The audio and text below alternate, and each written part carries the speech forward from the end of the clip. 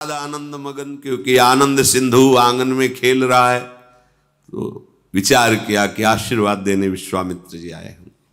अर्घपाद्य पूजन आदि करके उच्च सिंहासन पर विराजमान करके चरणों में प्रणाम करके बैठ गए। आज्ञा कीजिए भगवान। वशिष्ठ जी विश्वामित्र जी बड़े प्रेम से मिले। विश्वामित्र जी ने कहा, मैं एक कार्य हेतु आया हूं। हम ऋषिजन जब यज्ञ करते हैं, ध्यान परायण होते हैं, उस समय दुष्ट जन हमारी यज्ञ को नष्ट कर देते हैं। रावण की आज्ञा थी कहीं भी कोई भी साधन भजन न करने पावे। जो बड़े मंत्रवेत्ता है उनके समीप तो नहीं आते, मारते तो नहीं, उनको इतनी सामर्थ्य नहीं, पर वो विध्वंस कर देते हैं, ध्यान भंग कर देते हैं, यज्ञ नष्ट कर देते हैं। तो हम आपसे प्रार्थना करने आए हैं, मांगने आए हैं आपसे, आप अपने बड़े पुत्र श्री राम को हमें प्रदान कीजिए, जिससे हमारी यज्ञ की रक्षा करेंगे। सावधान होकर रक्षा में रहेंगे तो हम ध्यानस्थ होकर प्रभु का चिंतन करेंगे। ये बात सुनते ही दशरथ जी कांप गए। हाथ जोड़ करके उनके चरणों के समीप जाकर कहा, भगवान यदि आप ये सम्राट पद मांगे तो अभी मैं छोड़कर चला जाऊं, प्राण मांगे तो मैं अभी दे दूं। वैसे सब हमारे प्राणों से प्रिय पुत्र हैं, पर राम को प्रभु ये हमसे नहीं हो सकता। वशिष्ठ जी की तरफ देखकर विश्वामित्र जी ने कहा, इनको समझाइए। वशिष्ठ जी ने कहा, महाराज आपका यश होगा, कुमारों का मंगल होगा, आप मेरी बात मान करके अपने पुत्रों को इनके प्रदान कर दीजिए। गुरु आज्ञा, देखो गुरु आज्ञा पर कोई प्रश्न नहीं होता। अब बोलने की कोई गुंजाइश नहीं, गुरुदेव ने कह दिया। राम लक्ष्मण को बुलाया। लक्ष्मण जी छाया की तरह भगवान के साथ रहते हैं। आपको विश्वामित्र जी ने अपनी यज्ञ रक्षा हेतु हमसे मांगा है, बहुत सावधानी पूर्वक रहना। और ऋषि से कहा कि विश्वामित्र जी से कि मानो आप हमारे प्राण लिए जा रहे हो भगवान, अगर जरा सा भी कुछ तो हमारे प्राण निकल जाएंगे। वहां से आदेश लेकर माताओं को प्रणाम करके प्रभु विश्वामित्र जी, ये भजन का फल साथ चल रहा है। पुरुष सिंह दो वीर, हरसि चले मुनि भय हरन, कृपा सिंधु मति धीर, अखिल विश्व कारण करन। पुरुष सिंह श्री राम लक्ष्मण मुनियों का भय हरण करने के लिए, भक्तों का भय हरण करने के लिए प्रसन्न होकर जा रहे, उदास नहीं कि मैं अपने प्रियजनों से वियोग प्राप्त कर रहा हूं। बहुत प्रसन्नचित्त, सेवा मिली है हमें, महर्षियों की सेवा मिली। प्रभु आनंद मगन होकर के उनके साथ जा रहे हैं।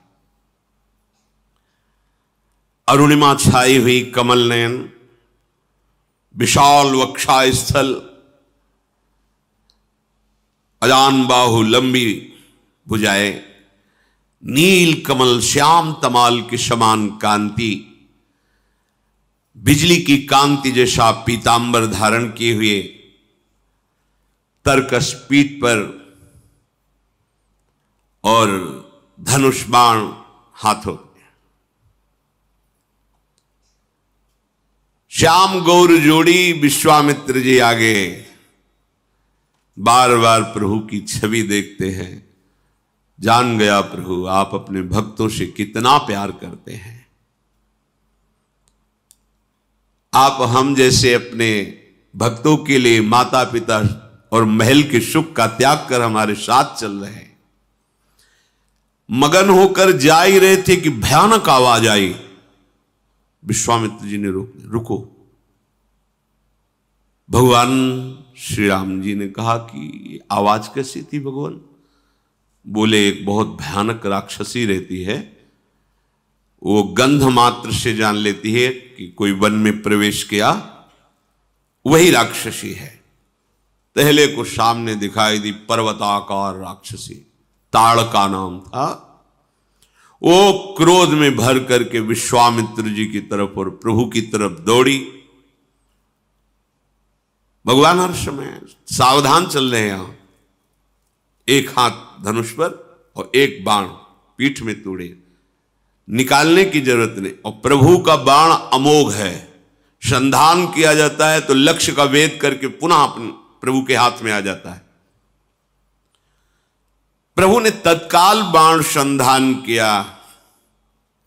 जे ही भगवान के बाण का स्पर्श हुआ, ताड़का अपने राक्षसी स्वरूप को छोड़कर भगवत स्वरूप को प्राप्त हो गई।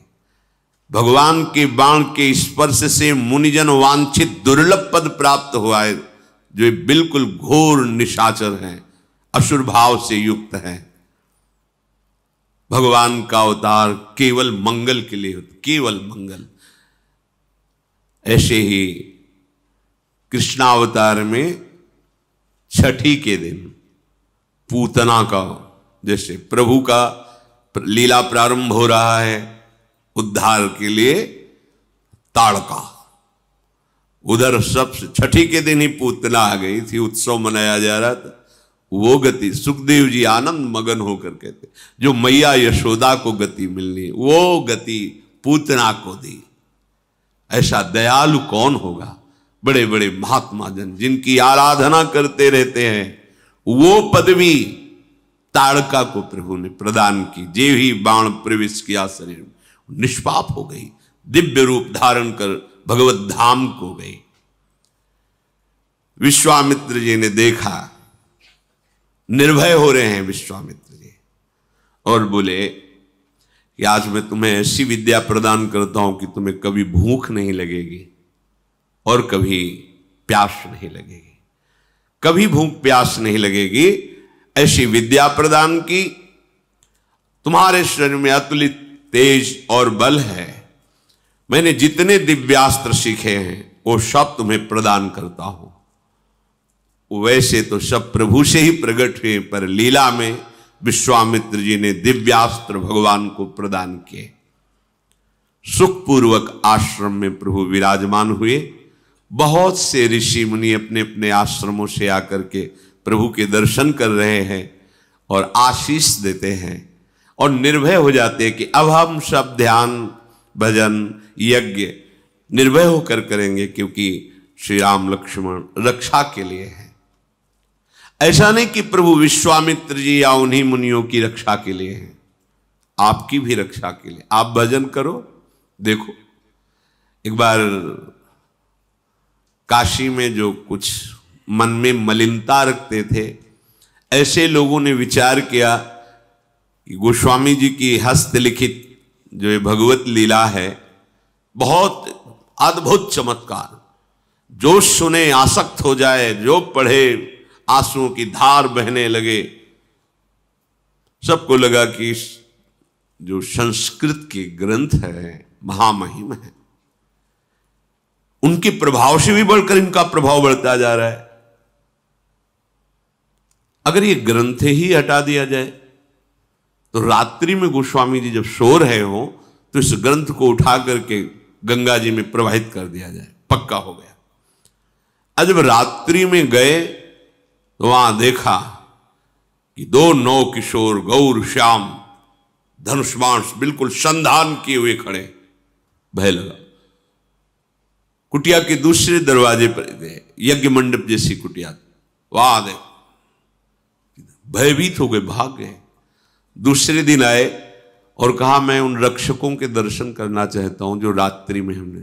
वो यहाँ कौन रक्षक, हम तो भगवान के दास हैं, यहाँ तो कोई रक्षा में नहीं हम रात्रि में। उन्होंने अपनी बात बताई, हम आए थे उस ग्रंथ को ऐसा, पर हमने देखा कि दो नौ किशोर तेज राशि रक्षा भगवान के